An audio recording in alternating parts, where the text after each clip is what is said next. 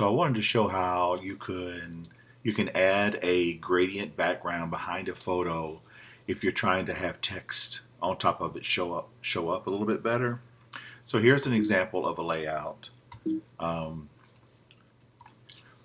and you can see because of the photo has some white in it back here, it's kind of making this white text difficult to read.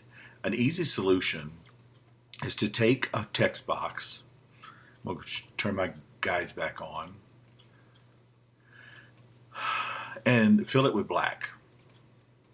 I'm going to get rid of the stroke. And then I'm also going to click through. You can hold down the command key and click, and it'll click through to what's underneath it and bring my text on top of it. So obviously that's not the look I'm going for. But I have my text on top and I have my black box below. Well, there's a thing called gradient feather, and it's right up here. And you say gradient feather, and typically the default is it goes from left to right, dark to nothing. So it's 100% black. Here there's nothing. I want to turn it, and I hit escape, enter. I shouldn't have, but you do -90, and that way it means it goes from top to bottom.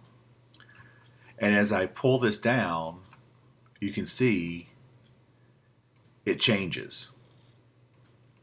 It gets a little bit darker. You can also adjust how much, where the gradient starts to take effect. So right now, it's going to start immediately where my box starts, and it's going to end immediately where the box ends, and it's going to be a natural, consistent gradient between.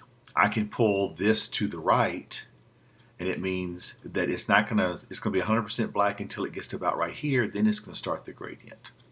That's kind of what I'm looking for. Two more things I need to do now. That's too dark. So if I go to my effects palette over here, instead of normal, I can say multiply.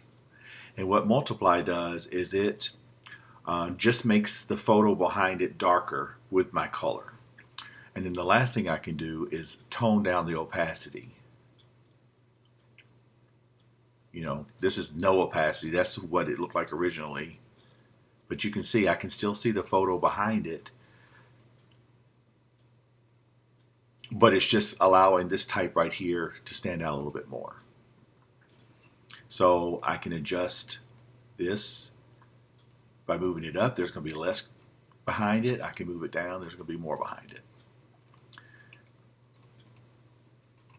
So that's just a way that you can put something behind text to make it look like it's a little bit easier to read, but it almost looks like there's a shadow behind. You know, the photo itself, the main part of it is fine. It's just stuff back here, you can see it, but it's just less contrasty, so that this type is really going to pop on top of it.